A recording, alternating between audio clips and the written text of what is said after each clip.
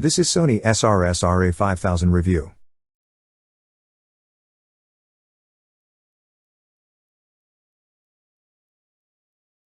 Sony's expensive speaker can't beat Apple's HomePod. The Sony SRS-RA5000 is one of the first 360-degree audio Bluetooth speakers on the market. With Boomi bass and echo-wide vocals, it turns your living room into a concert fairground, but it lacks the clarity and balance of other high-end Wi-Fi speakers.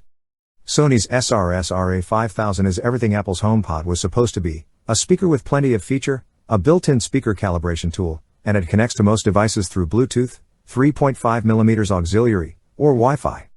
The speaker accomplishes this with a half-dozen speakers, 3 on each side, 1 down-firing woofer for big bass, and 3 up-firing ones at the top. This is what makes the SRS-RA5000 one of the first speakers to play Sony 360 reality audio formats, which sounds even more immersive than stereo.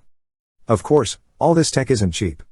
Sony will charge you $700, £500, $870 for the speaker, double what Apple charged for the HomePod, and more than 3 times what Amazon is charging for the Echo Studio with Alexa built-in. Sony's SRS-RA5000 should be practically perfect, but after spending a few weeks with it, we can't say that's the case. The tonal balance leans toward low-end with piercing highs and lackluster mids, the setup process and Sony's Music Center iOS app are buggy, and, outside of a few hundred songs, it's still hard to find 360-degree mastered music. The Sony SRS-RA5000 might make sense if you're a music lover who enjoys being on top of the game when it comes to hi-fi audio. If you're not a Sony fan, get a speaker for half the price of the Sony RA5000. Sony unveiled the SRS-RA5000 along with the SRS-RA3000 during its virtual CES event. Sony 360 Reality Audio on Amazon will be released in April, but the speakers won't be fully functional until then.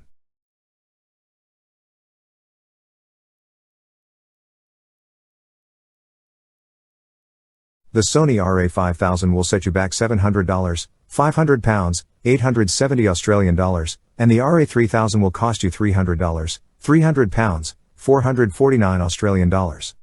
The price is a little high for Bluetooth speakers, but these are some of Sony's first 360 reality audio speakers, so that helps justify their premium sticker price. Sony's SRS-RA5000 looks like $1 million, too. With a black clothed front, 3 copper grills, and an overall size of 9.38 by 13 by 8.8 inches, WXHXD, it takes up a good amount of space on a table. However, since the speaker comes with a constant power source and is a bit bigger, finding a place for it can be tricky. Are you thinking of putting it in the middle of the room so it gets the best sound? Can you put it in the corner of a table so it fills the room? It's a little better to put it up against the wall after trying both configurations. It sounds better when it reflects off of a wall than when it's just placed in the middle of the room.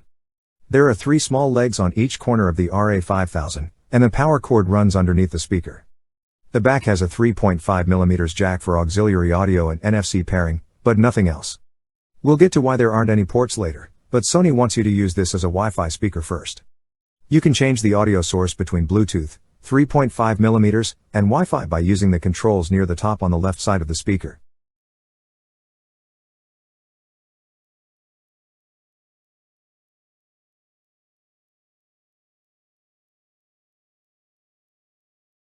What's with Sony pushing Wi-Fi so hard on this speaker? The reason is because you'll be able to hear Sony 360 reality audio. Bluetooth can't handle the data-heavy format and 3.5mm jacks can't handle it, either. To get the best sound, you'll need to connect this speaker to the internet. You can connect over Bluetooth with ease, just set the speaker source to Bluetooth and connect on your phone, but you have to use the Sony Music Center app, which can be a little problematic at times.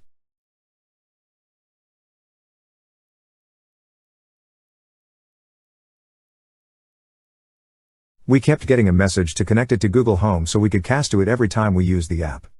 The next time we used the Music Center app, the app asked us again. And again after that. Sony 360 Reality Audio, which we had set up on Tidal, also did the same thing. The Sony RA5000 is pretty well connected once you get it set up. The speaker can cast from apps like Amazon Prime Music, and it pairs with Google Assistant and Amazon Alexa speakers.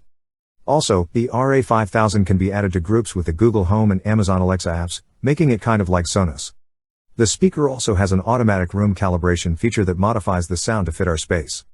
This is a feature we've seen on other speakers and high-end soundbars, but it's rare to see on wireless speakers, and it's awesome. Sadly, Sony Music Center isn't much help when it comes to finding 3D audio music. If it pulled in Tidal or Amazon Music HD, that would be great, but you have to go to those apps and find 360 reality audio music on your own, often without much success. There's not a lot of 360 reality audio music on Tidal or Amazon Music HD. There are a few playlists to get you started, but if you search for your favorite artists, you won't find many that offer 360 reality audio. Maybe this isn't the speaker's fault, and it's not. The value of a speaker diminishes somewhat when you're selling one that plays certain kinds of content that aren't readily available. Sony's audio engineers spent years developing the 360 reality audio platform, resulting in SRS-RA5000. 3 years ago, Sony showed off a prototype at CES. But the performance is polarizing. Sony 360 reality audio is incredible for songs that have been tweaked perfectly, but for most music, the bass overpowers the mids and highs. Sometimes it feels like you're listening to a live show, but at other times, it's the same problem as being too far away at a concert, namely, audio missing details. Several songs on our headphone testing playlist had distant, bloated bass. There was an overemphasized guitar line and a tepid vocal line in Queens of the Stone Ages the way you used to. The song's vocals were sometimes indiscernible, and it lacked some key nuances, like hearing Eminem breathe between verses. In fact, even that instantly recognizable Star Wars theme is missing key parts that take a lot of hearing to make out, like those chimes. The RA5000 makes up for that lack of clarity with a sense of presence. Feels like you're in the audience of a concert if you're seated near the speakers. That's pretty impressive that a speaker of that size can blast that kind of sound in such a wide variety of directions. And yet, even with master quality tracks from Tidal, you don't get the same level of clear sound you'd get from open-back headphones. Sony must not have done much to prevent reverberation and distortion because of how close the drivers are arranged inside the chassis.